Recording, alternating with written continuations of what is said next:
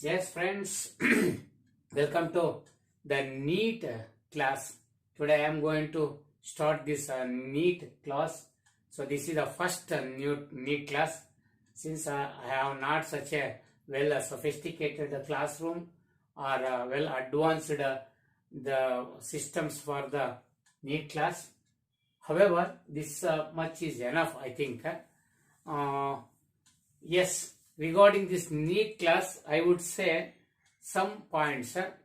So to understand to attend these competitive exams, whether it may be NEET class or CET or COMEDK or JEE, etc. One thing is very important. The first and foremost, you must be very thorough knowledge about the each and every corner of our textbook or the syllabus that prescribed for that competitive exam. ಅಂದರೆ ಅದು ಸಂಬಂಧಪಟ್ಟಿರ್ತಕ್ಕಂಥ ವಿಷಯವನ್ನ each corner of the text book ನೀವು ಹುಡುಕಿರ್ಬೇಕಾಗುತ್ತೆ, ಚೆನ್ನಾಗಿ ನೋಡಿರ್ಬೇಕಾಗುತ್ತೆ. ಅದು ಮೊದಲನೇದು. ಯಾವುದೇ short ಕಟ್ಗಳಿಲ್ಲ. ಇದು ಯಾವುದಕ್ಕೂ ಶಾರ್ಟ್ ಕಟ್ಗಳು ಅದು ಸರಿ ಕ್ವಶನ್ ಪೇಪರ್ ಅದು ಇಂಪಾರ್ಟೆಂಟು ಹಾಗೆಲ್ಲ ಏನೂ ಇಲ್ಲಿರಲ್ಲ. ಇಡೀ ಸಿಲೆಬಸ್ ಏನು ಪ್ರಿಸ್ಕ್ರೈಬ್ ಮಾಡಿರೋ ಅದು ಫುಲ್ ನೀವು ಥರೋ ನಾಲೆಡ್ಜ್ ಹೊಂದಿರಬೇಕಾಗತ್ತೆ. ಅದು ಮೊದಲನೇದು. ಅದಕ್ಕಾಗಿನೇ ರೆಗ್ಯುಲರ್ ಕ್ಲಾಸ್ ಅನ್ನ ಚೆನ್ನಾಗಿ ಕೇಳಬೇಕು.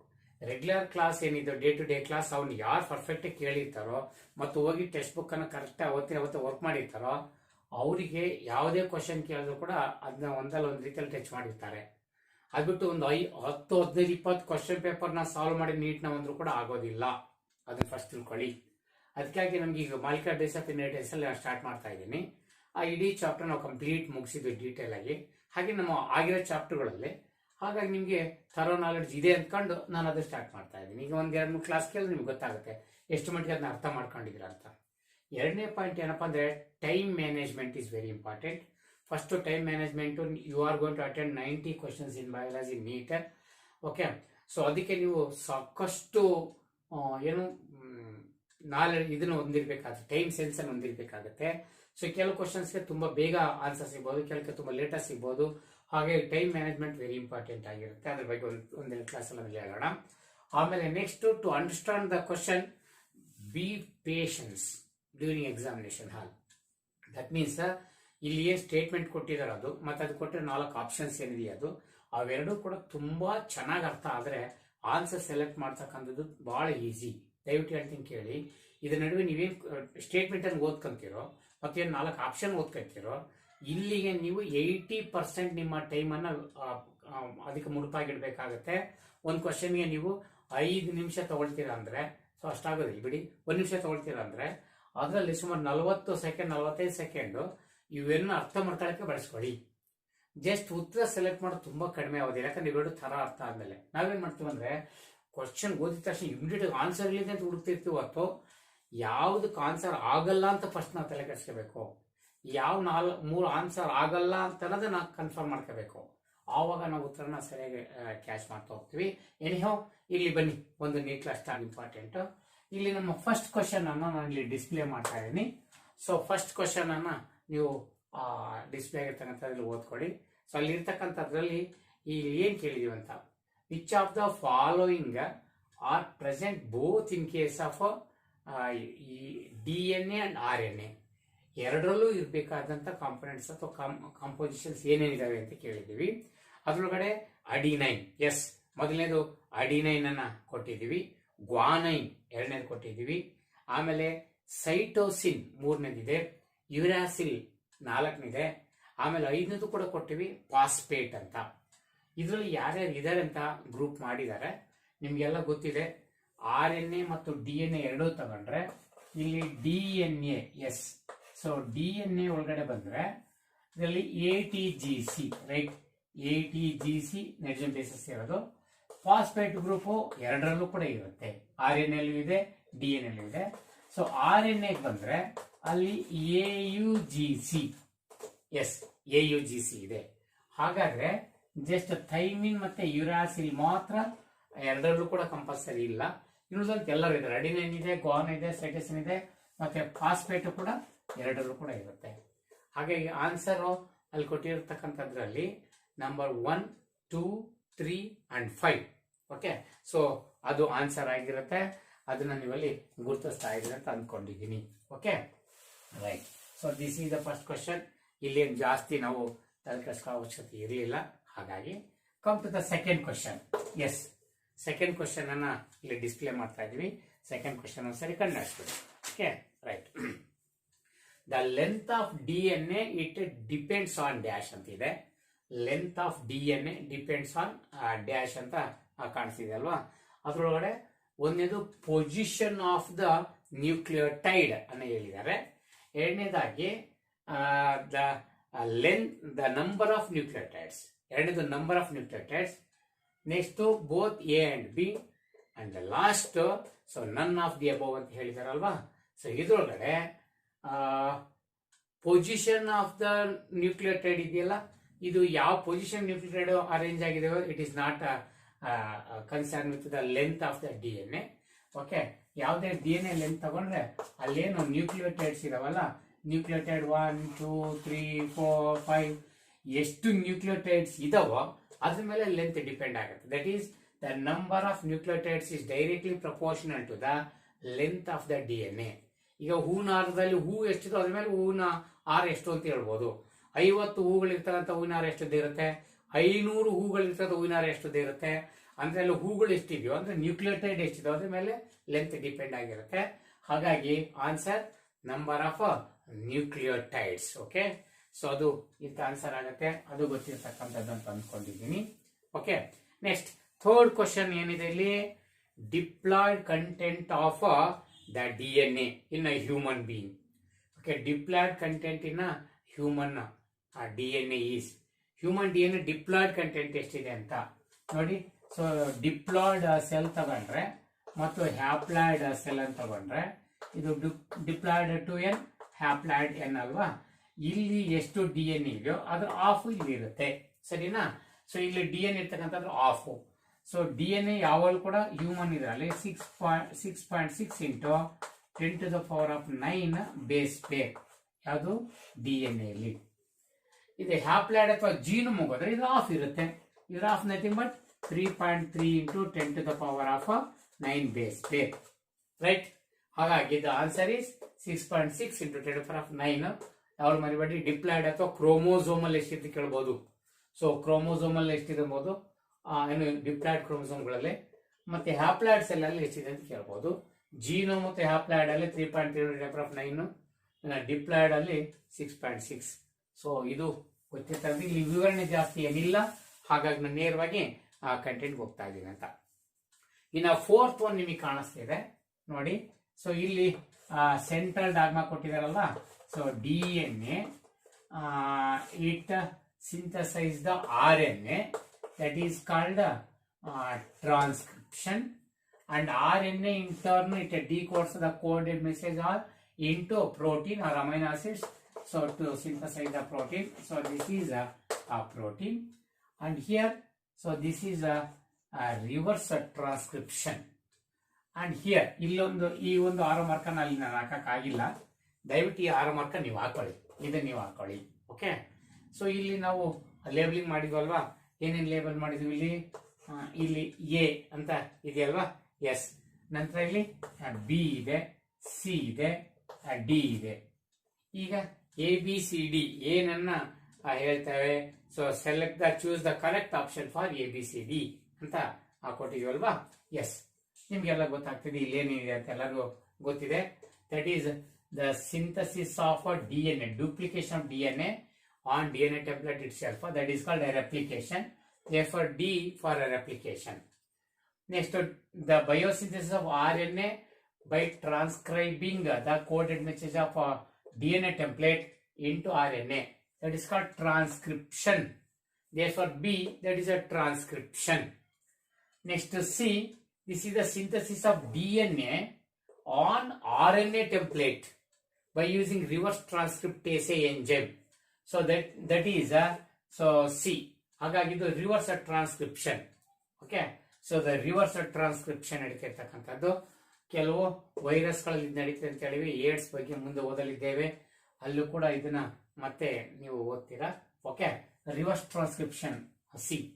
In A, so this is synthesis of a protein by decoding the coded message of RNA into amino acids. So that is translation.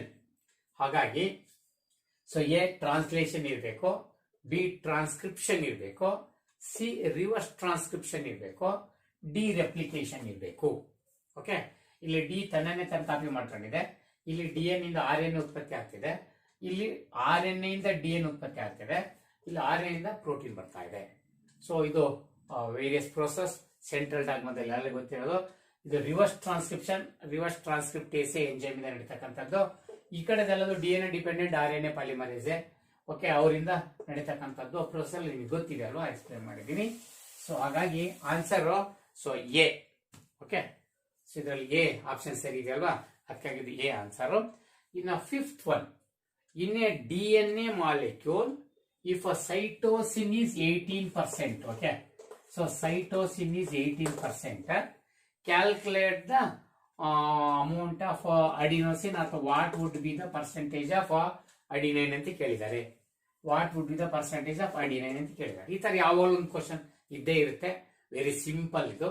Okay, so according to Chargaff rule. Okay, so according to Chargaff's rule, yes, according to Chargaff rules we know that ಏನ್ ಗೊತ್ತಿದೆ ನಮ್ಗೆಲ್ಲ, ಅದ್ರ combination amount of a purine is equal to amount of a pyrimidine, right?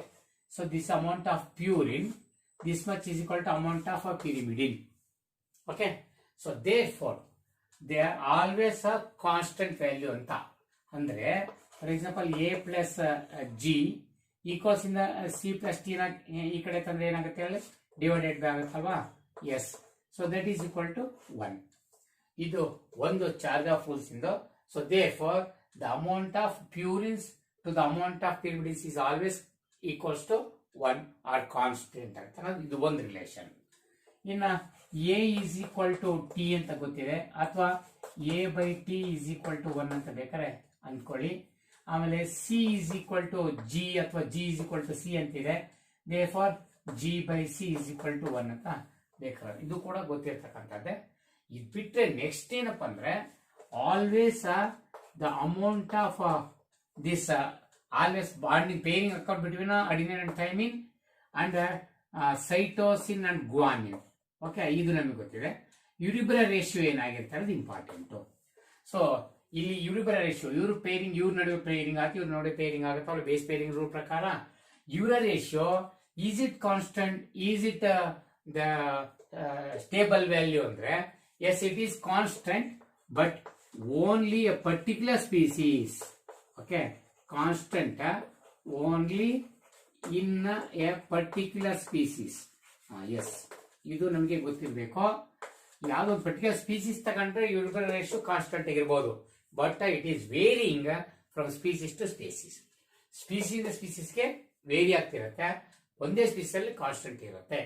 So ಅದಕ್ಕಾಗಿ ಇವು ನಮ್ಮ ಚಾರ್ಗಾಫ್ಸ್ ಕೊಟ್ಟಿರ್ತಕ್ಕಂಥದ್ದು. ಇವೆಲ್ಲ relation ಮೇಲೆ ನಾನೀಗ ಇದನ್ನ ಸಾಲ್ವ್ ಮಾಡ್ಕೋಬಹುದು. ಓಕೆ, ಸೊ ಹಾಗಾದ್ರೆ ಆಲ್ಸೋ ಅವಶ್ಯಕತೆ ಇಲ್ವಾ, right. According to Chargaff rule that is A is equal to T and then C is equal to G, right. Therefore here C is 18%, then G also 18%. Therefore G is gone in also, it is 18%. Then so a total amount of all the natural bases, that is a plus T plus G plus C, that is equal to 100%. ಎಲ್ಲ ಸೇರಿ 100% ಇರಲೇಬೇಕಲ್ಲ. ಅದ್ರೊಳಗಡೆ ನಮಗೆ A plus T that amount ನಮಗೆ ಗೊತ್ತಿಲ್ಲ, but G plus C, so ಅದ್ರ value ಏನಿದೆ so ಅದು ಗೊತ್ತಾಗಿದೆ, that is equal to 100 ಇಲ್ಲಿದೆ. ಇದು ನಾವು ಆ ಕಡೆ ತಗೊಂಡ್ರೆ ಮೈನಸ್, ಸೊ ಇಲ್ಲೇನಿದೆ ಸಿ ಮತ್ತೆ G is equal to that is equal to therefore C plus G is equal to 18 plus 18 36%. ಹಾಗಾಗಿ 36% ಅನ್ನ ತೆಗಿಬೇಕು ಜಿ ಮತ್ತೆ ಸಿ ಇದು. ಇನ್ನು ನೋಡಿದ್ರೆ ಎ ಮತ್ತೆ ಟಿ ಇರುತ್ತೆ, ದಟ್ ಈಸ್ ಈಕ್ವಲ್ ಟು ಎಷ್ಟು 64. S, 64%. Therefore A plus T is equal to 64%. Hence A is equal to other half. ಇಬ್ರಿಗೂ ಈಕ್ವಲ್ ಬರ್ಬೇಕಲ್ಲ amount. So 32%. Therefore answer is 32%. Yes. Okay. ಇದರ ಆನ್ಸರ್ 32% ಇರುತ್ತೆ. ಈ ತರ ನೀವು ಅಡಿನೇನು, ಗೋವಾನೇನು, ಸೈಟಸಿನ್ ಯಾರು ಬೇಕಾದ್ರೂ ನೀವು ಕ್ಯಾಲ್ಕುಲೇಟ್ ಮಾಡಬಹುದು. ಯಾವ್ದಾದ್ರು ಒಂದು ಕೊಟ್ರೆ ಇನ್ನೊಂದು ನೀವು ಕ್ಯಾಲ್ಕುಲೇಟ್ ಮಾಡಬಹುದು. So right. ಹಾಗೇನೆ ಬರೀ ಇಲ್ಲಿ ಸೈಟಸಿನ್ ಕೊಟ್ಟು ಅದಾದ್ಮೇಲೆ ಪ್ಯೂರಿನ್ ಅಮೌಂಟ್ ಎಷ್ಟು, ಪಿರಿಮಿಡಿನ್ ಅಮೌಂಟ್ ಎಷ್ಟು, ಹಿಂಗೆ ಲೆಕ್ಕ ಹಾಕಬಹುದು. ಟೋಟಲ್ ಅವ್ರಿಬ್ರು ಆಡ್ ಮಾಡಿ ಹೇಳ್ತಕ್ಕಂಥದ್ದು. ಎಸ್. What next? ಸೊ ಇದಾದ್ಮೇಲೆ ಕ್ವಶನ್ ನಂಬರ್ 6 ಹೋಗ್ತಾ ಇದೀವಲ್ವಾ. ಸೊ 6 ಅನ್ನು ನೋಡಿ. ಹರ್ಷೆ ಅಂಡ್ ಚೇಜ್ ಇಂದು ಕೊಟ್ಟಿದೀವಲ್ವಾ. ಹರ್ಷೆ ಅಂಡ್ ಚೇಜ್ ಎಕ್ಸ್ಪೆರಿಮೆಂಟ್ ಅಲ್ಲಿ ಕೊಟ್ಟಿದ್ದಾರೆ. ಏನಂತೆ? Hershey and Chase use so radioactive phosphorus sulphur that is 35 S and radioactive phosphorus that is 32 P. Okay, to prove that DNA is the genetic material. Then their experiments have proved that DNA is a genetic material because ಅವ್ರ ಪ್ರಕಾರ DNA genetic material ಅಂತ ಹೇಳಿದ್ದಾರೆ. ಏನಕ್ಕೆ? How can say this ಅನ್ನೋದಕ್ಕೆ 4 ಕೊಟ್ಟಿರೋದು. ಯಾವ ಪ್ರಕಾರ ನೀವು DNA ನ ಅವ್ರ ಜೆನೆಟಿಕ್ ಮೆಟೀರಿಯಲ್ ಅಂತ ಹರ್ಷೆ ಮತ್ತೆ ಚೇಜ್ ಹೇಳ್ತಾರೆ ಅಂತ. ಒಂದೇದು progeny viruses required phosphorus retained phosphorus 32 but not sulfur 35. Right, correct.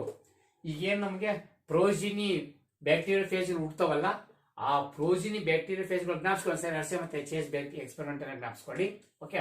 So ಅದ್ರ ಬಂದ್ರೆ ಏನ್ ಬ್ಯಾಕ್ಟೀರಿಯಲ್ ಫೇಸ್ ಹುಡ್ತಾವಲ್ಲ ಹೊಸವು, ಅದ್ರೊಳಗಡೆ ಪ್ರೋಜಿನಿ ಒಳಗಡೆ ಫಾಸ್ಫರಸ್ 32 ಉಳಿಸ್ಕೊಳ್ತವೆ, ಆದ್ರೆ ಸಲ್ಫರ್ 35 ನ ಉಳಿಸ್ಕೊಂಡಿರಲ್ಲ. ಯಾಕಂದ್ರೆ phosphorus present in DNA, sulphur is not present in DNA. ಹಾಗಾದ್ರೆ ಬ್ಯಾಕ್ಟೀರಿಯೋಫೇಸ್ ಗಳಿಂದ ಈ ಕೋಲಿ ಒಳಗಡೆ ಹೋಗಿರ್ತಕ್ಕಂಥದ್ದು DNA ಪ್ರೋಟೀನ್ ಹೋಗಿಲ್ಲ. ಯಾಕಂದ್ರೆ ಸಲ್ಫರ್ 35 ಹೊರಗಡೆ ಉಳ್ಕೊಂಡಿದೆ, ಈ ಕೋಲಿ ಬ್ಯಾಕ್ಟೀರಿಯಾ ಬಂದಿಲ್ಲ. ಹಾಗಾಗಿ ಫಸ್ಟ್ ಸ್ಟೇಟ್ಮೆಂಟ್ ಕರೆಕ್ಟ್ ಇದೆ. ಅದರಿಂದ DNA ಪಾಸ್ ಆಗಿದೆ ಬ್ಯಾಕ್ಟೀರಿಯೋಫೇಸ್ ಗಳಿಂದ ಈ ಕೋಲಿಗೆ. ಅದಕ್ಕೆ ಅದು ಜೆನೆಟಿಕ್ ಮೆಟೀರಿಯಲ್ ಅಂತ ಹೇಳ್ಬೋದು ಅಂತ. ನೀವು ಅಷ್ಟಕ್ಕೆ ತಕ್ಷಣ ಇದೆ ಆನ್ಸರ್ ಅಂತ ಅಂತ ಹಾಕ್ಬಿಟ್ಟಿರಿ. ಅದಕ್ಕೆ ಹೇಳಿದ್ದು ತಾಳ್ಮೆ ಇರ್ಬೇಕಂತ. 4 ಆಪ್ಷನ್ಸ್ ಸರಿಯಾಗಿ ಓದ್ಕೊಳ್ಳಿ. ಯಾವ 4 ಆಪ್ಷನ್ ಓದ್ಕೊಂಡು ಆದ್ಮೇಲೆ ನಿಮ್ಮ ಆನ್ಸರ್ ಡಿಸೈಡ್ ಮಾಡಬೇಕು. ಓಕೆ, ಇದು ಮೊದಲೇ ಸರಿ ಇದೆ, ಬಟ್ ಎರಡನೇ ಸ್ಟೇಟ್ಮೆಂಟ್ ಅಷ್ಟಕ್ಕೆ ಮುಂದಕ್ಕೆ ಹೋಗ್ಬಾರ್ದು. ಟೈಮ್ ಸೇವ್ ಮಾಡ್ತೀನಿ ಅಂತ ಹೋಗ್ಬೇಡ. ಬಟ್ ಇಲ್ಲಿ ಬಹಳ ಫೂಲ್ ಆಗೋ ಸಾಧ್ಯತೆ ಇದೆ. ಎರಡನೇ ಸ್ಟೇಟ್ಮೆಂಟ್ ಏನೈತಪ್ಪ ನೋಡಿ. Retention of phosphorus 32 in a progeny it indicated that DNA was passed on. Yes. ಹಾಗಾದ್ರೆ ಪ್ರೋಜಿನಿ ಒಳಗಡೆ ಫಾಸ್ಫರಸ್ 32 ಇದೆ ಅಂತಂದ್ರೆ, ಉಳ್ಕೊಂಡಿದೆ ಅಂತಂದ್ರೆ, ಹಾಗಾದ್ರೆ DNA ಪಾಸ್ ಆಗಿದೆ. ಈಕೋಲ್ ಯಾರು ಬ್ಯಾಕ್ಟೀರಿಯೋ ಫೇಸ್ ಇಂದ ಈಕೋಲಿಗೆ DNA ಪಾಸ್ ಆಗಿದೆ ಅಂತ ಗೊತ್ತಾಗುತ್ತೆ ಅಂತ. ಎಸ್, ಇದು ಕೂಡ ರೈಟ್ ಆನ್ಸರ್. ಇಲ್ಲಿ DNA ಪಾಸ್ ಆಗಿದೆ ಅಂತ ಪ್ರೂಫ್. ಅದು DNA passed on into the E coli bacteria. Right answer. ಹಂಗಾರೆ ಎರಡದು ಸರಿ ಇದೆ. ಹಾಗಾದ್ರೆ ಮೂರನೇ ಸ್ಟೇಟ್ಮೆಂಟ್ ನಾವು ನೋಡ್ಬೇಕು. Loss of sulphur 35 in a progeny. ನೋಡಿ, ಪ್ರೋಜಿನಿ ಒಳಗಡೆ ಸಲ್ಫರ್ 35 ಇಲ್ಲ, ಕಳ್ಕೊಂಡಿದ್ದಾವೆ. So that is the proteins they will not pass on. So ಪ್ರೋಟೀನ್ಗಳು ಪಾಸ್ ಆಗೋದಿಲ್ಲ. ಪ್ರೋಟೀನ್ಗಳು ಈಕ್ವಲಿ ಬ್ಯಾಕ್ಟೀರಿಯಾಗಳಿಗೆ ಬಂದಿಲ್ಲ. ಅಂದ್ರೆ ಒಂದು ಆರ್ಗ್ಯುಮೆಂಟ್ ಇನ್ನೊಂದು ಆರ್ಗ್ಯುಮೆಂಟ್ ಪ್ರೋಟೀನ್ ಪಾಸ್ ಆಗಿಲ್ಲ, ಹಾಗಾಗಿ ಜೆನೆಟಿಕ್ ಮೆಟೀರಿಯಲ್ ಅಲ್ಲ ಅಂತ. ಇದು ಕೂಡ ಸರಿ ಇದೆ. ಹಾಗಾದ್ರೆ 4 option all of above is the right answer. ಹೀಗೆ 4 ಸ್ಟೇಟ್ಮೆಂಟ್ ಅನ್ನ ಸರಿ ಓದ್ಕೋಬೇಕು, ಇಲ್ಲಾಂದ್ರೆ ಕಷ್ಟ ಆಗತ್ತೆ. ಓಕೆ, ಇನ್ನ 7th ಕ್ವಶನ್ ಏನಿದೆಯಪ್ಪ ನಮ್ಮಲ್ಲಿ. 7th ಅಲ್ಲಿ ರೈಬೋಸೈಮ್ಸ್ ಆರ್ ನೋಡಿ. ಸೊ ಒಳ್ಳೆ ಕ್ವಶನ್ ಇದು. ರೈಬೋಸೈಮ್ಸ್. ಎಸ್, ರೈಬೋಸೈಮ್ಸ್ ಆರ್ ಏನೇನು ಆಪ್ಷನ್ ಕೊಟ್ಟಿದ್ದಾರೆ ನಮ್ಮೊಳಗಡೆ. ರೈಬೋಸೈಮ್ಸ್ ಆರ್ ಅಲ್ಲಿ ಒಂದೇದು ಎಸ್ RNA, ಎಸ್ ಮೊದಲೇ ಕೊಟ್ಟಿರ್ತಕ್ಕಂಥ DNA ಆಕ್ಸಿಯಸ್ ಎಂಜೈಮ್ ಅಂತ, ಅಥವಾ ಎಸ್ DNA ಆಕ್ಸಿಯಸ್ ಎಂಜೈಮ್, ಇನ್ನು RNA ಆಕ್ಸಿಯಸ್ ಎಂಜೈಮ್, ಆಮೇಲೆ DNA ಆಕ್ಸಿಯಸ್ ಮಾಲಿಕ್ಯುಲರ್ ಸೀಸರ್, ಇನ್ನು RNA ಆಕ್ಸಿಯಸ್ ಮಾಲಿಕ್ಯುಲರ್ ಸೀಸರ್. ಇಷ್ಟೆಲ್ಲ ಕೊಟ್ಟಿದ್ದಾರೆ. ರೈಬೋಸೈಮ್ ಅಲ್ಲಿ RNA ಆಕ್ಸಿಯಸ್ ಎಂಜೈಮ್. ಇಲ್ಲಿ RNA ಎಂಜೈಮ್ ಆಗಿ ಕೆಲಸ ಮಾಡ್ಕೊಂಡು ಸೊ ಕೆಟಲೈಸ್ ಮಾಡುತ್ತೆ. ಈಗ ಪ್ರೋಟೀನ್ ಸಿಂಥಸಿಸ್ ಟ್ರಾನ್ಸ್ಲೇಷನ್ಗೆ ಹೋದ್ರೆ ನಾನು ಎ ಸೈಟ್ ಅಲ್ಲಿ ಮತ್ತೆ ಪಿ ಸೈಟ್ ಅಲ್ಲಿ ಇರ್ತಕ್ಕಂಥ 2 ಅಮೈನೋ ಆಸಿಡ್ಸ್ ಏನಿದವೋ ಅವ್ರಿಗೆ ನೋಡಿ ಪೆಪ್ಟೈಡ್ ಬಾಂಡ್ ಅನ್ನು ಫಾರ್ಮೇಶನ್ ಮಾಡ್ಲಿಕ್ಕೆ ಪೆಪ್ಟಿಡಿಲ್ ಸಿಂಥೆಟೇಸೆ ಅಥವಾ ಆ ರೈಬೋಸೈಮ್ ಅಥವಾ 23 SRNA. ಸೊ ಅದು ಇಲ್ಲಿ ಕೆಲಸ ಮಾಡ್ತಾರೆ. 23 SRNA ಅಥವಾ ರೈಬೋಸೈಮ್. ಸೊ ಅದು ಈ ಪೆಪ್ಟೈಡ್ ಬಾಂಡ್ ಫಾರ್ಮೇಶನ್ ಮಾಡಕ್ಕೆ ಸಹಾಯ ಮಾಡ್ತದೆ. ಹಂಗಾರೆ ಇಲ್ಲಿ ರೈಬೋಸೈಮ್ ಅಂದ್ರೆ here ribosome that acts as RNA that acts as enzyme ಅಂತಕ್ಕಂಥದ್ದು ರೈಟ್ ಆನ್ಸರ್ ಆಗುತ್ತೆ. ಅದನ್ನ ನೀವು ಆಯ್ಕೆ ಮಾಡ್ಕೋಬೇಕು. Okay, so that is this another answer. Yes, what next? Next 8ನೇ ಕ್ವಶನ್ ಬನ್ನಿ. 8ನೇ ಕ್ವಶನ್ ಅಲ್ಲಿ ಏನ್ ಕೊಟ್ಟಿದಪ್ಪ ನಿಮ್ಗೆ? 8ನೇ ಕ್ವಶನ್ ಅಲ್ಲಿ heavy DNA can be differentiated from normal DNA by which centrifugation technique? Okay, ನೋಡಿ, heavy DNA can be differentiated from normal DNA by which centrifugation technique? So ಇದು ನಮಗೆ DNA ಸೆಮಿ ಕನ್ಸರ್ವೇಟಿವ್ ರೆಪ್ಲಿಕೇಶನ್ಗೆ ಹೋಗಿ ಮಾಡಿರ್ತಾರೆ ತಾನೆ, ಮೆಜರ್ಸನ್ ಅಂಡ್ ಸ್ಟಾಲ್. ಸೊ ಇದ್ರೊಳಗಡೆ heavy DNA ಅದಂದ್ರೆ N15 ಏನ್ 2 DNA ಇದು, ಅದರೊಳಗಡೆ N15 ಮತ್ತೆ N15. ಸೊ ಇದು ಹೆವಿ DNA. ಇನ್ನು ಲೈಟರ್ ಅಥವಾ ನಾರ್ಮಲ್ DNA ಅಂದ್ರೆ ಸೊ N14 ಮತ್ತೆ N14. ಇದು ನಾರ್ಮಲ್ DNA. ಹೈಬ್ರಿಡ್ ಅಂದ್ರೆ ಇಬ್ರು ಜೊತೆಗೆ ಇರ್ತಕ್ಕಂಥದ್ದು. ಇದು ಹೆವಿ, ಇದು ನಾರ್ಮಲ್. ಇವೆರಡನ್ನು ಕೂಡ ಸೆಂಟ್ರಿಫಿಕೇಶನ್ ಅಲ್ಲಿ ಬೇರ್ಪಡಿಸಲಿಕ್ಕೆ ಏನನ್ನ ಬಳಸ್ಕೊಂಡು by which method they are separated ಅಂತ ಇಲ್ಲಿ ಕೇಳಿರ್ತಕ್ಕಂಥದ್ದಲ್ವಾ. ಸೊ ಆ ಕ್ವಶನ್ ಅನ್ನ ನಾವು ಓದ್ಕೊಳ್ಳೋಣ. ಎಸ್, ಇದ್ರಿಗೆ ಏನ್ ಬರೀತೀರಾ? So AgCl density gradient ಕೊಟ್ಟಿದೀವಿ.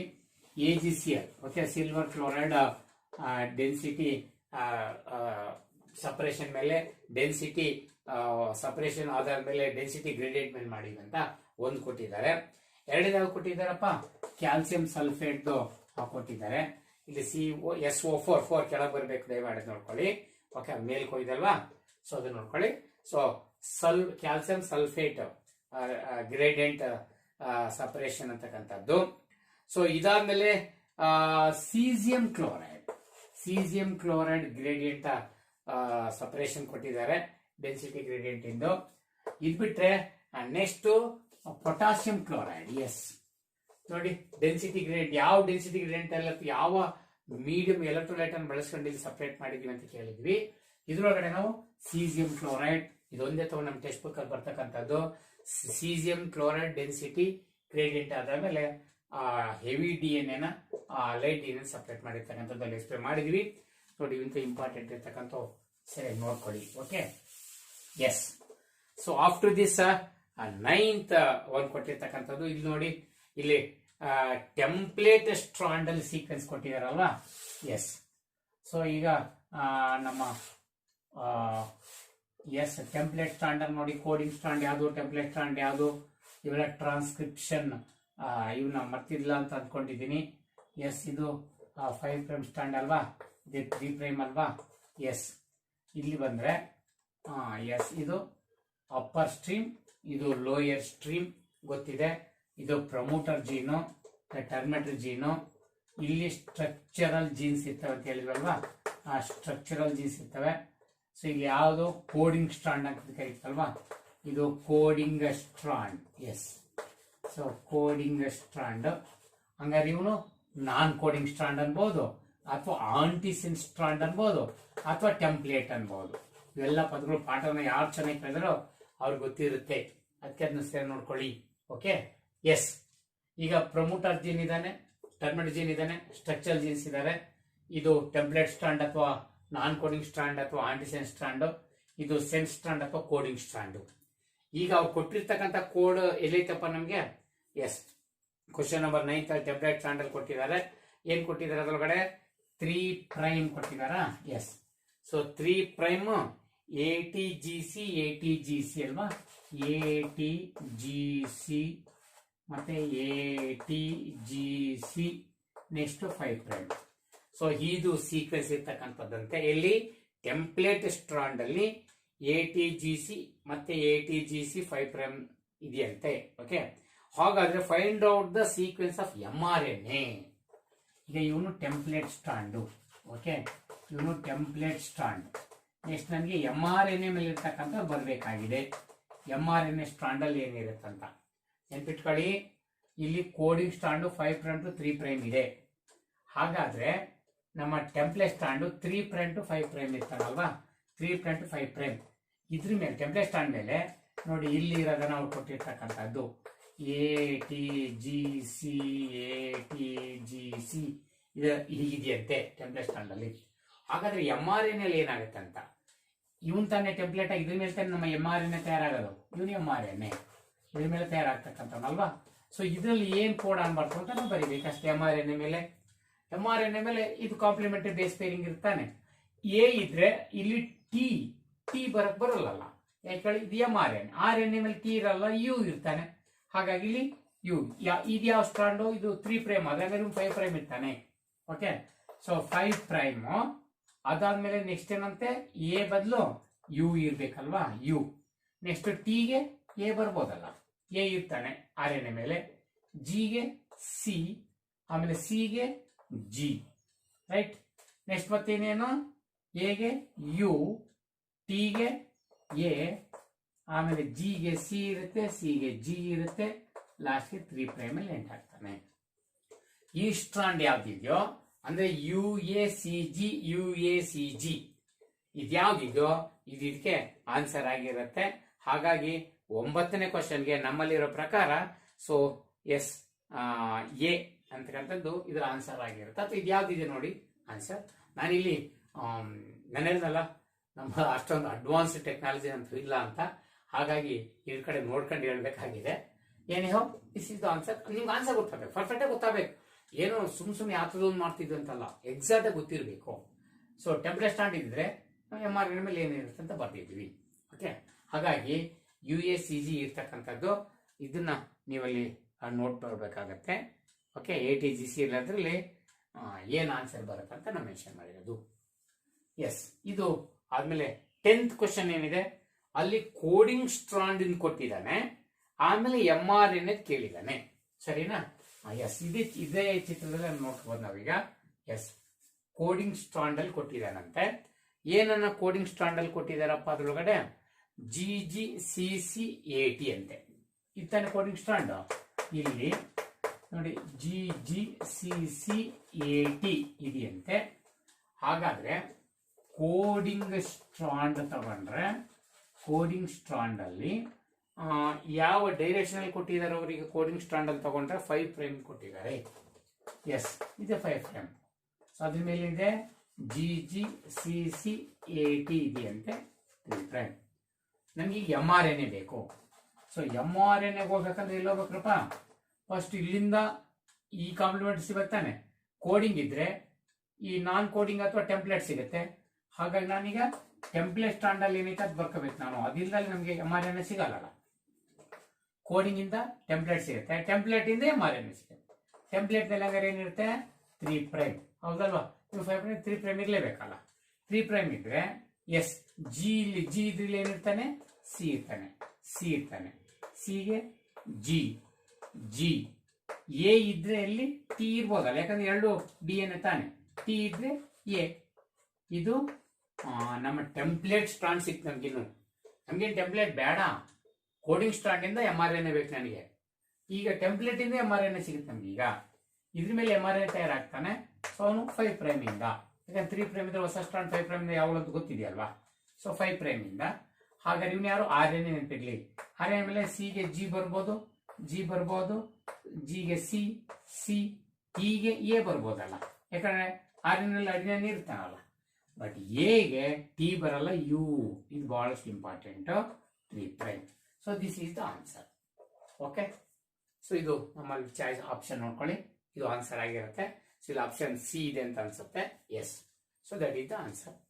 So ಇದನ್ನ ಸ್ಟೆಪ್ ಬೈ ಸ್ಟೆಪ್ ನೀಟಾಗಿ ನೋಡ್ಕೊಳ್ಳಿ. ಏನೋ ಡೌಟ್ ಇದೆ ದಯವಿಟ್ಟು ಕೇಳಿ. Okay, so this is about the 10th. ಇನ್ನು what about 11th question. 11th ಅಲ್ಲಿ ಏನಿದೆ ನೋಡಿ, RNA polymerase. Yes, so yes, RNA polymerase 1. So ಇವನು ಟ್ರಾನ್ಸ್ಕ್ರೈಬ್ ಮಾಡಿದ್ರ ಬಗ್ಗೆ ಅಲ್ಲಿದೆ. ಏನಿದೆ ಕ್ವಶನ್ ನಾನು ಓದ್ಬಿಡ್ತೀನಿ. RNA polymerase 1 ಟ್ರಾನ್ಸ್ಕ್ರೈಬ್ಸ್. ಇದು ಏನೇನನ್ನ ಟ್ರಾನ್ಸ್ಕ್ರೈಬ್ಸ್ ಮಾಡುತ್ತೆ ಅಂತ ಅಲ್ಲಿ ಚಾಯ್ಸ್ ಅನ್ನು ಕೊಟ್ಟಿದ್ದಾರೆ. ಏನೇನು ಕೊಟ್ಟಿದ್ದಾರಪ್ಪ ಅದರೊಳಗಡೆ ಎ ಯಾವುದೋ 5.8 ಎಸ್ ಆರ್ ಎನ್ ಎ ಕೊಟ್ಟಿದ್ದಾರೆ. ಆಮೇಲೆ ನೆಕ್ಸ್ಟ್ ಏನು ಕೊಟ್ಟಿದ್ದಾರಪ್ಪ 28 ಇದು 28 S R R N A S ಅಥವಾ ಸಿ ಏನು ಕೊಟ್ಟಿದ್ದಾರಪ್ಪ 18. ಓಕೆ, ಇವ್ಯಾವ ಚೇಂಜ್ ಆಗಿದ್ರು ಕೂಡ ಅಲ್ಲಿ ಆಪ್ಷನ್ ಏನಿದೆ ನೋಡ್ಕೊಳ್ಳಿ. ಓಕೆ, ನೆಕ್ಸ್ಟ್ ಡಿ ನಲ್ಲಿ ಏನು ಕೊಟ್ಟಿದ್ದಾರಪ್ಪ so all of the above ಏನೋ ಕೊಟ್ಟಿದ್ದಾರಾ. ಎಸ್, ಆಲ್ ಆಫ್ ದೀಸ್ ಅಂತೆ, all of these right. Okay, correct. So ಇದ್ರೊಳಗೆ ಬಂದ್ರೆ ಆರ್ ಎನ್ ಎ ಪಾಲಿಮರ್ಸ್ ಇದು ಡಿವಿಷನ್ ಆಫ್ ಲೇಬರ್ ಬಗ್ಗೆ ಸ್ಪಷ್ಟ ಪಾಠ ಮಾಡಿದ್ವಲ್ಲ ಏನಪ್ಪ. ಸೊ ಡಿವಿಷನ್ ಆಫ್ ಲೇಬರ್ನ ತಗೊಂಡಿದ್ವಿ ಹೌದಲ್ವಾ. So yes, division of labour ಇದನ್ನ ಎಕ್ಸಾಮ್ ಕೂಡ ಕೇಳ್ತಾರಂತ ನಮ್ಮ ಮತ್ತೆ ವಾಪಸ್ ನೀವು ನಮ್ಮ ಕ್ಲಾಸ್ ಅನ್ನು ಕೇಳ್ಬೋದಿದ್ರೆ ಏನೇನು ಹೇಳಿವಿ ಅಂತ. ಸೊ ಡಿವಿಷನ್ ಆಫ್ ಲೇಬರ್ ಬಂದ್ರೆ in eukaryotes R N A polymerase 3 types are there to synthesis the 3 types of RNAs. ಓಕೆನಪ್ಪ, ಅದರಲ್ಲಿ R N A polymerase 1, 2, 3. Okay, R N polymerase 1, ಆಮೇಲೆ 2, ಆಮೇಲೆ 3. ನೆನ್ಪಿಟ್ಕೊಂಡು ಸುಲಭವಾಗಿ ಹೇಳಿದ್ದೆ ನಾನು. 3 ಇತ್ತಲ್ಲ ಆರ್ ಎನ್ ಎ ಪಾಲಿಮರೇಸ್ 3ಗೆ T R N A, 3 T R N A ಹಂಗೆ ನೆನ್ಪಿಟ್ಕೊಳ್ಳಿ ಅಂತ. ಟಿ. ಓಕೆ, 3ಗೆ T R N A. First ಯಾವಳು R R N A. So R R N A. ಇನ್ನುಳಿದಂಗ ಎಂ ಆರ್ ಎನ್ ಎ. ಇವನು M R N A ಆಗಿರ್ತಾನೆ. Okay, M R N A. ಇದ್ರೊಳಗಡೆ T R N A ಏನಾಯ್ತಾ transfer R N A. ಇವನಿಗೆ ಇನ್ನೊಂದು ಹೆಸರು S R N A ಅಂತ ಕರಿಬೇಕು, ಅಡಾಪ್ಟರ್ ಮಾಲಿಕ್ಯೂಲ್ ಅಂತ ಕರಿಬೇಕಂತ ಮತ್ತೆ ಹೇಳಿದೀನಿ. ಅದೆಲ್ಲ ಇಲ್ಲಿ ಆರ್ ಎನ್ ಎ ಪಾಲಿಮರೇಸ್ 1 ಬೇಕು ನನಗೆ, ಥರ್ಡ್ ಏನ್ ಬೇಡ, ಟಿ ಆರ್ ಎನ್ ಎ ಇಲ್ಲ ಆನ್ಸರ್ ಅಲ್ಲ. ಇನ್ನು ಇದಕ್ಕೆ ಬಂದ್ರೆ ಸೆಕೆಂಡ್ ಇವ್ರು H N R N A. First precursor R N ಎಗೆ M R N A, precursor M R N ಎಗೆ ಏನಂತೀವಿ H N R N A. H N R N A ಬರ್ತಾನೆ, ಆಮೇಲೆ ಅವನು ಫೈನಲಿ ಮಾಡಿಫೈಡ್ ಆದ್ಮೇಲೆ ಫಂಕ್ಷನಲ್ ಆರ್ ಎನ್ ಆಗ್ತಾನೆ, ಅವನು M R N ಅಂತ ಕರೆಯೋದು. ಏನ್ ಹೇಳು ಆರ್ ಎನ್ ಪಾಲಿಮರೇಸ್ 2 ಇಂದ H N R N A ಅಥವಾ ಎಂ ಆರ್ ಎನ್ ಅಂತ ಕರಿಬಹುದಲ್ವಾ. ಇನ್ನು ಆರ್ ಎನ್ ಪಾಲಿಮರೇಸ್ 2 ನಲ್ಲಿ ಆರ್ ಎನ್ ಎ ತಯಾರಾಗ್ತವೆ. Okay, R N A. ಈ ಆರ್ ಎನ್ ಎಲ್ಲಿ ಬೇಕಾಷ್ಟು ಬೇರೆ ಬೇರೆ ಆರ್ ಎನ್ ಎಗಳಿವೆ. ಅವೇ 28 ಎಸ್ ಆರ್ ಎನ್ ಎ, ಆಮೇಲೆ 28 ಎಸ್ ಆರ್ ಎನ್ ಎ, ಆಮೇಲೆ 18 S R N A, 5.8 S R N A. ಇವನ್ ಹೇಳಿದ್ವಲ್ಲ, ಇವೆಲ್ಲವೂ ಕೂಡ ಆರ್ ಎನ್ ಎ ಟೈಪೇ. ಹಾಗಾದ್ರೆ R N A polymerase first ಇವೆಲ್ಲವೂ ತಯಾರು ಮಾಡೋದ್ರಿಂದ answer all of these is right answer. Okay, so this is about the 11th question. ಇನ್ನು 12th question ಏನ್ ಕೊಟ್ಟಿದ್ವಿ ನೋಡಿ. ಎಸ್, ಇಲ್ಲಿ 12th question yes, the sequence of amino acids that protein determined by sequence of amino acids during the synthesis of protein determined by. ಅಂದ್ರೆ protein ತಯಾರಬೇಕಾದ್ರೆ amino acids ಅನ್ನ select ಮಾಡೋದನ್ನ ಯಾರು ನಿರ್ಧರಿಸೋದು. Okay, ಅದು ನಿರ್ಧರಿಸಬೇಕಂದ್ರೆ translation ಅಲ್ಲಿ ಎಂ ಆರ್ ಎನ್ ಇದ್ದಾನೆ, T R N ಇದ್ದಾನೆ ಅಲ್ವಾ. ಮತ್ತೆ ಟಿ ಆರ್ ಎನ್ ಆಂಟಿ ಕೋಡನ್ ಇದೆ, ಡಿ ಎಚ್ ಲೂಪ್ ಇದೆ ಅಲ್ವಾ, ಟಿ ಸಿ ಸಿ ಲೂಪ್ ಇದೆ. ಸೊ ಈಗೆಲ್ಲರೂ ಇದ್ದಾರೆ. ಇದ್ರಾಗ ಯಾರು ಆಕ್ಚುಲಿ ನಿಖರವಾಗಿ ಅಮೈನೋ ಆಸಿಡ್ಸ್ ನ ಯಾವ ಬಂದು ಅರೇಂಜ್ ಆಗ್ಬೇಕು ಅನ್ನೋದನ್ನ ಈ ಸೀಕ್ವೆನ್ಸ್ ಅನ್ನು ಹೇಳ್ಕೊಡೋರು ಯಾರು. ಓಕೆ, ಸೊ ಅದರೊಳಗೆ ಬಂದು ನಿಮ್ಗೆ ಏನೇನಲ್ಲಿ ಆಪ್ಷನ್ ಕೊಟ್ಟಿದೀವಪ್ಪ, ಅದಕ್ಕೆ ಬಂದು ನಿಮ್ಗೆ ಕೊಟ್ಟಿರೋ ಆಪ್ಷನ್ ಅಲ್ಲಿ ಜೆನೆಟಿಕ್ ಕೋಡ್ಸ್ ಅನ್ನು ಕೊಟ್ಟಿದ್ದೀವಿ. ಜೆನೆಟಿಕ್ ಕೋಡ್ಸ್, ಎಸ್, ಇದು ಒಂದು ಆಪ್ಷನ್ ಕೊಟ್ಟಿವಿ. ನೆಕ್ಸ್ಟ್ ಏನೈತೆ M R N A, T R N A, R N A. ಇದ್ರಾಗ ಯಾರು ಬರ್ತಾರೆ ಅಂತ ನಿಮಗೆ ಕೇಳಿವಲ್ವಾ. ಇದ್ರೊಳಗೆ 4ರಲ್ಲಿ ಯಾರು ಅಮೈನೋ ಆಸಿಡ್ ಸೆಲೆಕ್ಟ್ ಮಾಡ್ತಾರಂದ್ರೆ that is none other than genetic codes. Genetic codes ಮಾತ್ರ ಯಾವ ಆರ್ ಎನ್ ಎ ಬರ್ಬೇಕಂತ ತೀರ್ಮಾನ ಮಾಡಿ, ಯಾವ ಅಮೈನೋ ಆಸಿಡ್ ಬರ್ಬೇಕಂತ. ಏನ್ ಎಂ ಆರ್ ಎನ್ ಎ ಮೇಲೆ ಎ ಯು ಜಿ ಇದೆ ಅಂತ ಅಂದ್ಕೊಳ್ಳಿ, ಜೆನೆಟಿಕ್ ಕೋಡ್ ಅಂತ ಎ ಯು ಜಿ. ಈ A U G U A ಸಿಗೆ ಕೋಡ್ ಆಗೋದು, anticodon. U A C anticodon ಇರ್ತಕ್ಕಂಥದ್ಗೆ ಕೋಡ್ ಆಗೋದು. U A C anticodon ಇರ್ತಕ್ಕಂಥ T R N A methionine ಅನ್ನೇ ತರೋದು. ಹಾಗಾದ್ರೆ ಮಿಥಿಯೋನಿನ್ ಅನ್ನ ತಂದ್ರು ಯು ಎ ಸಿ ಮಿಥಿಯೋನಿನ್ ತರ್ತಾನೆ, ಆದ್ರೆ ಅದೇ ಎ ಯು ಜಿ ಕೋಡ್ ಮಾಡ್ಕೊಂಡ್ರೆ ಮಾತ್ರ ಅವನು ಪ್ರೋಟೀನ್ ಬರ್ತಾನೆ, ಇಲ್ಲ ಅಂದಿಲ್ಲ ಅಂತ. ಹಾಗಾದ್ರೆ ಏನ್ ಜೆನೆಟಿಕ್ ಕೋಡಾನ್ಸ್ ಇದಾರಲ್ಲ ಅವರೇ ನಿರ್ಧರಿಸೋದು. ಇನ್ನ ಇವ್ರು ಯಾರು ಟಿ ಆರ್ ಎನ್ ಅಲ್ಲ, ಆರ್ ಆರ್ ಎನ್ ಅಲ್ಲ, ಎಂ ಆರ್ ಎನ್ ಅಲ್ಲ, ಜೆನೆಟಿಕ್ ಕೋಡ್ಸ್ ಏನಿದ್ರು ಅವರು ಅಮೈನೋ ಆಸಿಡ್ ಯಾವ್ದು ಬರ್ಬೇಕಂತ ಡಿಸೈಡ್ ಮಾಡ್ತಾರೋ. ಹಾಗಾಗಿ ಅದಕ್ಕೆ ಆನ್ಸರ್ ಜೆನೆಟಿಕ್ ಕೋಡ್. ಇನ್ನ ಇದನ್ನ ಬಿಟ್ರೆ next question, which of the following is the starter codon ಅಂತ ಕೇಳಿದ್ದಾರೆ. ಸ್ಟಾರ್ಟರ್ ಸ್ಟಾರ್ಟರ್ ಕೋಡಾನ್ ಅಂತಂದ್ರೆ ಯಾರು ಪ್ರಾರಂಭಿಸ್ತಾರೆ ಅಂತ, ಪಾಲಿಮರೈಸೇಷನ್ ಚೈನ್ ಫಾರ್ಮೇಟ್ ಯಾರು ಸಹಾಯ ಮಾಡ್ತಾರಂತ. ಈ ಸ್ಟಾರ್ಟರ್ ಕೋಡನ್ನ ಬೇರೆ ಬೇರೆ ಹೆಸರಲ್ಲಿ ನಿಮಗೆ ಕರೆದಿದ್ವಿ. ಓಕೆ, ಇವನ್ನ ನಾವು ಎಸ್ ಅದ್ರೊಳಗಡೆ ಇವು ಸ್ಟಾರ್ಟ್ ಮಾಡ್ತಕ್ಕಂಥದ್ರಲ್ಲಿ ಇನಿಷಿಯೇಟರ್ ಕೋಡಾನ್ ಅಂತ ಕರೆದಿದ್ವು ಅಲ್ವಾ, ಇನಿಷಿಯೇಟರ್ ಕೋಡಾನ್ ಅಂತ. ಸೊ 64 ಕೋಡಾನ್ಗಳೇನಿದಾವೋ ಅದ್ರಾಗೆ 3 ಜನ ಅವರು ನಾನ್ ಸೆನ್ಸ್ ಕೋಡಾನ್ ಅಥವಾ ಟರ್ಮಿನೇಟರ್ ಕೋಡಾನ್ ಅಥವಾ ಸೊ ಅವರು ಸ್ಟಾಪೇಜ್ ಕೋಡಾನ್ಸ್ ಅಂತ ಕರೆದಿದ್ದು 3 ಜನ. ಈ 3 ಜನನ ಸ್ಟಾಪೇಜ್ ಕೋಡಾನ್ಸ್ ಅಂತ. ಯಾರ್ಯಾರು? UAA, ಆಮೇಲೆ UAG ಮತ್ತೆ UGA. ಇವ್ರು 3 ಜನ ಏನಿದ್ದಾರೆ ಇವರು ಸ್ಟಾಪ್ ಕೋಡಾನ್ಸ್. ಇನ್ನ ಸ್ಟಾರ್ಟರ್ ಇಬ್ರು ಇದಾರಲ್ವಾ, AUG ಮತ್ತೆ GUG. ಎಸ್, GUG ರೇರ್ಲಿ ಬರ್ತಾನೆ, AUG ಮೋಸ್ಟ್ ಆಫ್ ಇದ್ದೇ ಇರ್ತಾರೆ. ಬಟ್ ಇವ್ರು 3 ಜನ ಈಕ್ವಲ್ ಇಂಟರ್ವಲ್ ಬರ್ತಾರೆ. ಇವರು ಸ್ಟಾರ್ಟರ್, ಇವರು ಸ್ಟಾಪರ್. ಹಾಗಾಗಿ ಇವರು ಪ್ರಾರಂಭಿಸೋರು ಇನಿಷಿಯೇಟರ್, ಇವರು ಟರ್ಮಿನೇಟರ್. ಹಾಗಾಗಿ ಇಲ್ಲಿ ನಮಗೆ ಸ್ಟಾರ್ಟರ್ AUG ಕೊಟ್ಟಿದ್ದಾರಮ್ಮ ಇದರಲ್ಲಿ. ಈ 3 ಜನ ಬರೋದಿಲ್ಲ, ಏನೋ ಬರ್ತಾರೆ, ಅದಕ್ಕೆ ಬರೀಬಹುದು. ದಟ್ ಇಸ್ AUG, ಅಷ್ಟೇನೇನಿಲ್ಲ. ಎಸ್, TRNAಗೆ ಯಾವ ಪಾರ್ಟಿಗೆ ಅಮೈನೋ ಆಸಿಡ್ ಬೈಂಡ್ ಆಗುತ್ತೆ ಅಂತ 14ನೇ ಕ್ವಶನ್ ಕೇಳಿರೋದಲ್ವಾ. Amino acid attaches to the TRNA arm. Okay, ನಮ್ಮ TRNA ಸ್ಟ್ರಕ್ಚರ್ ಅತ್ಯಂತ ಹೇಳಿದ್ರು. TRNA ಸ್ಟ್ರಕ್ಚರ್ ನಾವು ಡೀಟೇಲ್ ಆಗಿ ಎಕ್ಸ್ಪ್ಲೇನ್ ಮಾಡಿದ್ವಿ ಕೂಡ, ರೈಟ್. ಎಸ್, TRNA ನೋಡ್ಕೊಳ್ಳಿ. ಎಸ್, ಇಲ್ಲಿ ಬಂದ್ರೆ ಇದು ಬೈಂಡಿಂಗ್ ಸೈಟ್. ಇವನು ಅಮೈನೋ ಆಸಿಡ್ ಬೈಂಡಿಂಗ್ ಸೈಟ್ ಅಥವಾ ಅಕ್ಸೆಪ್ಟರ್ ಆರಮು. ಇವನು T-C ಆರಂ ತಾನೆ, T-C ಲೂಪು, T-C ಆರಂ. ಇವನು ಎಕ್ಸ್ಟ್ರಾ ಆರಂ ಅಂತ ಅಲ್ಲೇನಪ್ಪ. ಸೊ ಇವನು ಆಂಟಿ ಕೋಡಾನ್ ಆರಂ, ಇವನು DHU arm. Okay, DHU arm. ಇದ್ರೊಳಗಡೆ ಅಮೈನೋ ಆಸಿಡ್ ಬಂದು ಬೈಂಡ್ ಆಗೋದು ಯಾರಿಗೆ ಅಂತ. ಅಮೈನೋ ಆಸಿಡ್ ಇಲ್ಲಿ ಬೈಂಡಿಂಗ್ ಆರಂ, ಇವನು ಅಮೈನೋ ಆಸಿಡ್ ಆರಂ. ಅದ್ರೊಳಗಡೆ ಇವನು 5 ಪ್ರೈಮ್, ಇಲ್ಲಿ ಫಾಸ್ಫೇಟ್ ಗ್ರೂಪ್ ಇರ್ತಾನೆ. ಓಕೆ, ಇವನು 3 ಪ್ರೈಮ್, ಇಲ್ಲಿ OH ಗ್ರೂಪ್ ಇರುತ್ತೆ. ಇಲ್ಲಿ CCA ಲಾಸ್ಟ್ ಕೋಡ್ ಆಗಿರ್ತಕ್ಕಂಥದ್ದು. ಇಲ್ಲಿ ಈ CCAಗೆ 3 ಪ್ರೈಮ್ OH ಗ್ರೂಪ್ ಇರ್ತಾನೆ ಅಡಿನೈನ್ಗೆ. ಸೊ ಇಲ್ಲಿ ಅಮೈನೋ ಆಸಿಡ್ ಬೈಂಡ್ ಆಗ್ತಕ್ಕಂಥದ್ದು.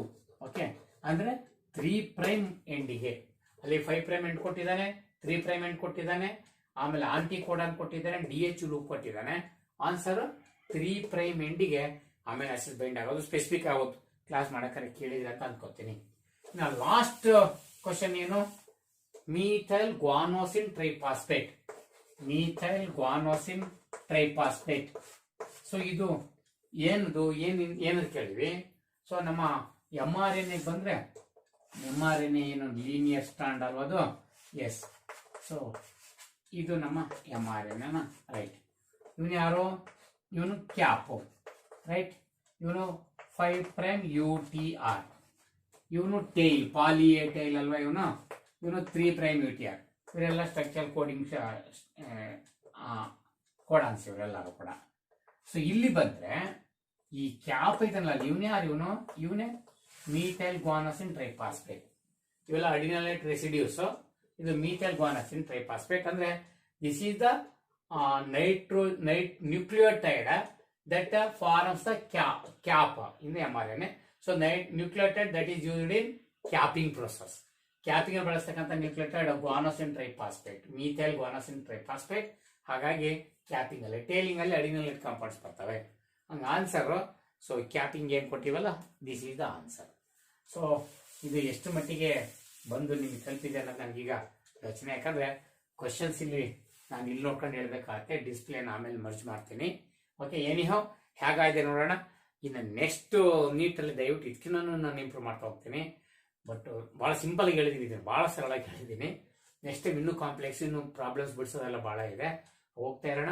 ದಯವಿಟ್ಟು ನೀವು ಕೋಆಪರೇಷನ್ ಮಾಡಿ, ಬೇಗ ಸಬ್ಸ್ಕ್ರೈಬ್ ಆಗಿ. ನಿಮ್ಮ ಕಡೆಯಿಂದ ಎಷ್ಟು ನಮಗೆ ಎನ್ಕರೇಜ್ ಸಿಗುತ್ತೋ ಅಷ್ಟು ಜಾಸ್ತಿ ವರ್ಕ್ ಮಾಡ್ತಾ ಹೋಗ್ತೀವಿ. ಬರೀ ಒಂದು ಮೊಬೈಲನ್ನು ಬಳಸ್ಕೊಂಡು ಇಷ್ಟೆಲ್ಲ ವರ್ಕ್ ಮಾಡ್ತಾ ಇದ್ದೀನಿ ನಾನು. ಇನ್ನು ಮುಂದಕ್ಕೆ ಇಂಪ್ರೂವ್ ಆಗ್ತಾ ಹೋಗೋಣ. ಎನಿಹೌ ಬೇರೆ ದಾರಿ ಇಲ್ಲ, ಇಂಪ್ರೂವ್ ಆಗ್ತಾ ಹೋಗೋಣ. ನಿಮ್ಮ ಕೋಆಪರೇಷನ್ ಇರಲಿ. Okay, thank you friends, thank you.